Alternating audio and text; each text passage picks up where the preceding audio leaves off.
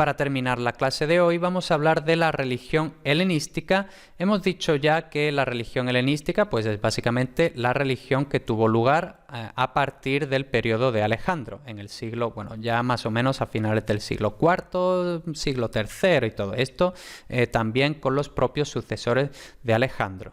Esta religión helenística no es que sea una total ruptura con la religión anterior, sino que más que ruptura o eliminación o lo que sea, era más bien una adición de nuevos cultos extranjeros. Entonces, pues, había cultos a los dioses Isis y Serapis, que eran dioses egipcios, Atagartis y Hadad, que eran dioses de origen sirios, etc. Todo esto, como ya hemos comentado brevemente al principio, pues eran los dominios que Alejandro había conquistado, ¿no? Entonces, pues Alejandro tenía esta política de, bueno, pues básicamente todo para adentro, ¿no? Yo lo quiero todo. Esta religión helenística también se caracterizaba por el culto no solo a los dioses y a las divinidades y todo esto, sino el culto a los propios gobernadores helenísticos a los que se les otorgaba un cierto grado de divinidad. Esto lo vamos a comentar con más detalle un poquito más adelante. Y sobre todo en Egipto, los Ptolomeos, esto de cierto grado de divinidad, no. Allí en Egipto dijeron, no, aquí vamos a recuperar las antiguas prácticas faraónicas y aquí el faraón, es decir, yo, Ptolomeo I, que he sido general de Alejandro, pero ahora soy básicamente el gobernador de Egipto, el rey de Egipto, pues ahora soy un faraón y como tal también soy una divinidad, igual que todos los faraones de la antigüedad. Durante esta época también hay una gran importancia de la superstición, de la magia, de los oráculos, las figuritas con hechizos, las maldiciones en placas, en barro, etc. Hay un gran desarrollo de la astrología, no confundir con astronomía, sino de la astrología, que intentaba determinar la naturaleza y el futuro, sobre todo, de las personas según el movimiento del Sol, de la Luna, de los planetas, de astros en general. Y también hay un cierto auge de ciertas corrientes filosóficas, principalmente el estoicismo y el epicureísmo, que, bueno, por así decirlo, se intentaron erigir en una alternativa más racional a la religión tradicional. Pero, por supuesto, este estoicismo, este epicureísmo no era para todo el mundo, sino solo para una élite social y, por así decirlo, también intelectual, ya que la gente normal pues no tenía tiempo ni ganas de ponerse a filosofar, sino la gente normal lo que quería era comer. Como hemos dicho, con Alejandro Magno, durante todas estas conquistas, bueno, sabemos que Alejandro, pues básicamente tuvo el imperio más grande de la antigüedad, todos los que vinieron después, Julio César, Augusto, todos, se intentaron comparar con Alejandro y todo esto, ¿no? Siempre estaba la larga sombra de Alejandro Magno, que, bueno, nadie nunca pudo igualarlo en su, bueno, rapidez y en la extensión de su imperio y en su genialidad en general. Entonces, durante estas conquistas, Alejandro estrechó mucho las relaciones principalmente con Egipto y el Próximo Oriente en general. Y por supuesto aquí estamos hablando del imperio de Alejandro. Entonces, pues bueno, un imperio no funciona si lo que tenemos son polis, es decir, ciudades-estados independientes, ¿no? Entonces, pues se pierde esta independencia del modelo de la polis, es decir, básicamente la polis como tal deja de funcionar porque todo está bajo el imperio de Alejandro. Curiosamente, o no, se consideró este periodo como un periodo de decadencia religiosa por el auge del escepticismo, el agnosticismo e incluso el ateísmo, así como el crecimiento de la superstición, el misticismo y la astrología. Es decir, básicamente, tuvieron lugar todos estos auges, todos estos crecimientos, como pongo aquí en la diapositiva, que, por así decirlo, intentaron suplantar la religión tradicional y por eso se consideró que este periodo pues era como de decadencia religiosa. Pero la cuestión es que no hay que confundirse porque realmente no llegó a haber una crisis en la religión tradicional. Los griegos en sí mismos, por supuesto, el imperio de Alejandro era enorme, pero los griegos, los que vivían en Grecia, en la Grecia histórica, pues más o menos seguían llevando a cabo los mismos ritos. Entonces, pues bueno, realmente no hubo esta decadencia religiosa como los estudiosos posteriores han llegado a decir. Vamos a hablar ahora de algunos nuevos cultos, de cultos que se añaden, que se adoptan, que se adaptan incluso.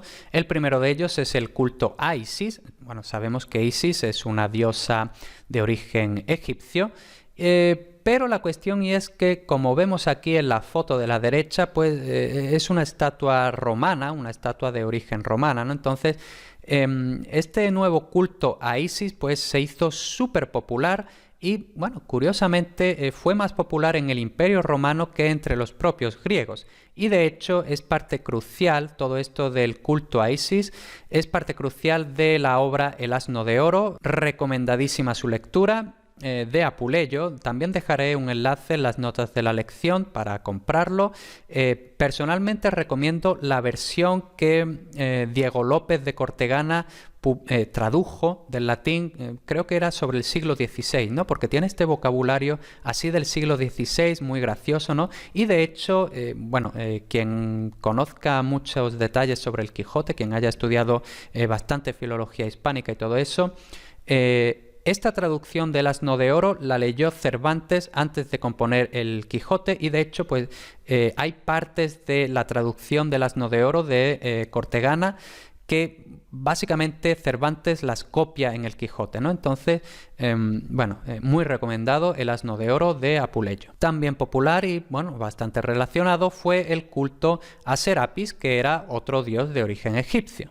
También se introdujo el culto a Atagartis, que, bueno, de hecho si se busca por internet no hay mucho contenido, o sea, si ponemos Atagartis entre comillas no se encuentra mucho contenido, pero esta Atagartis está relacionada con la diosa babilonia o asiria Ishtar y la fenicia Astarte, luego hebreo Astaroth, todo esto, ¿no? Es básicamente la misma diosa que, bueno, con un poquito de cambio en la pronunciación del nombre.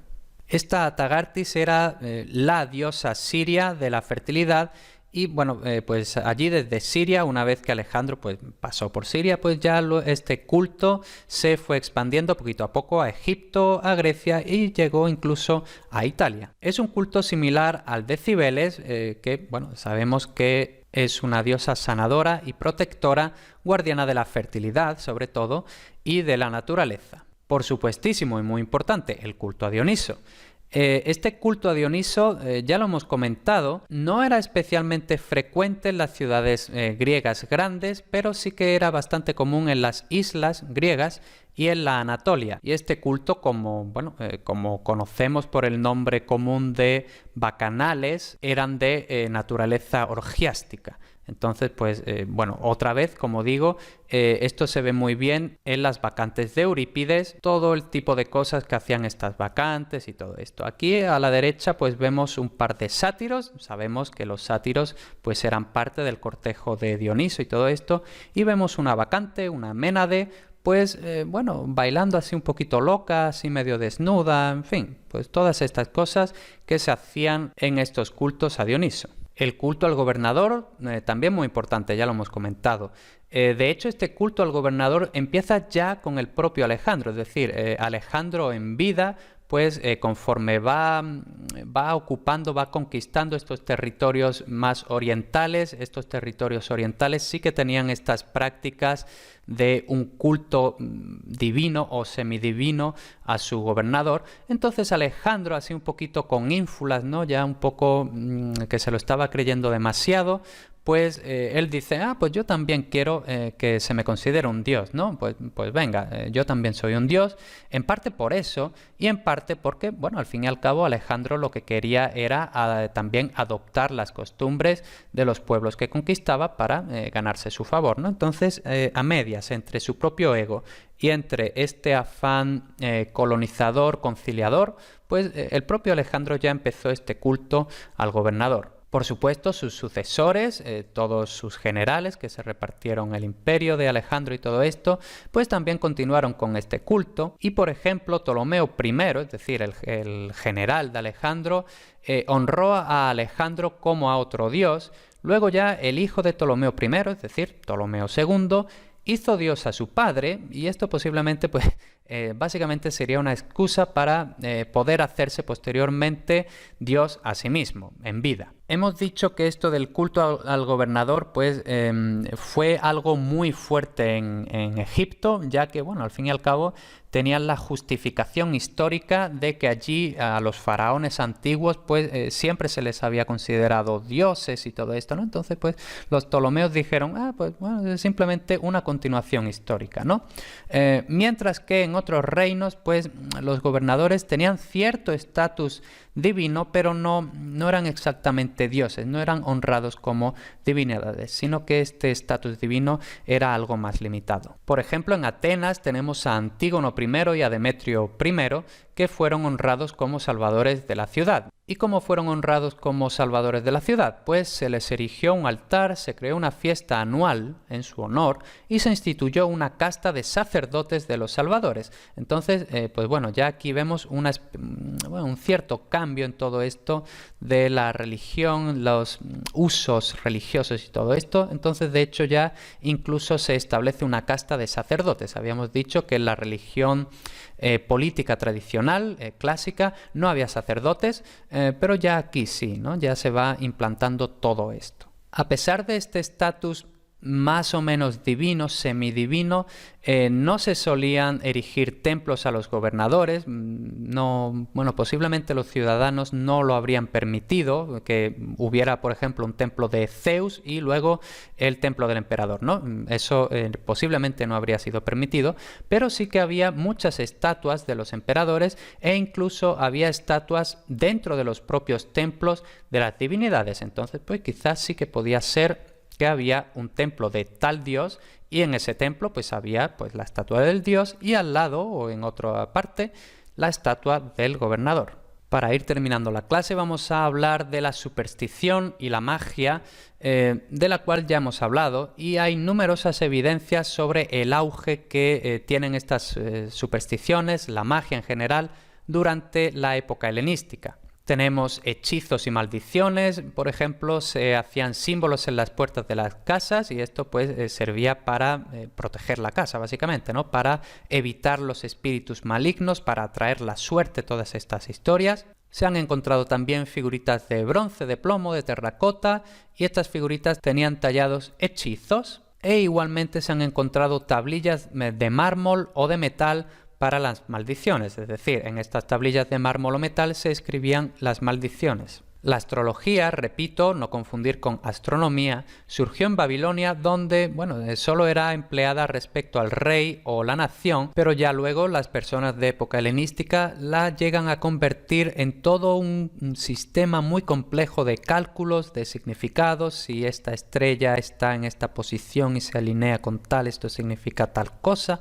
en fin, un rollo muy grande, ¿no? Y bueno, de hecho, este rollo todavía nos dura hasta hoy. Y ya desde el propio siglo I a.C., pues tuvo un crecimiento vertiginoso, ¿no? Es decir, se hizo la astrología súper popular. Por último, ya hablamos un poquito sobre filosofía, que como hemos comentado, pues era una alternativa más racional a la religión tradicional.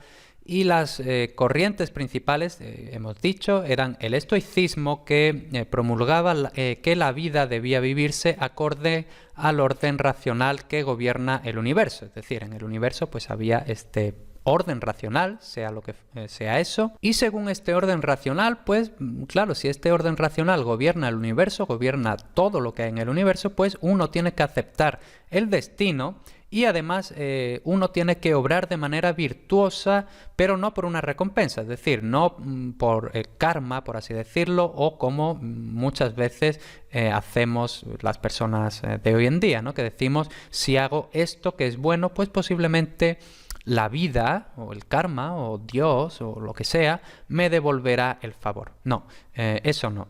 Había que obrar virtuosamente simplemente por la propia virtud, no en busca de una recompensa.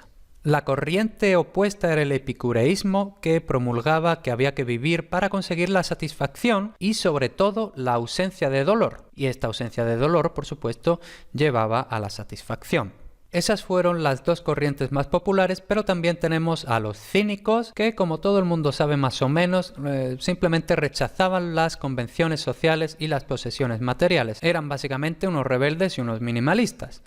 Y por último vamos a hablar de académicos y peripatéticos que pues eran seguidores de las enseñanzas de Platón y Aristóteles algunos siglos antes. Como hemos dicho, el objetivo de todas estas nuevas corrientes religiosas era dar una alternativa un poquito más racional a la religión tradicional, ¿no? Básicamente acomodar la religión griega tradicional a los nuevos tiempos, renovarse o morir.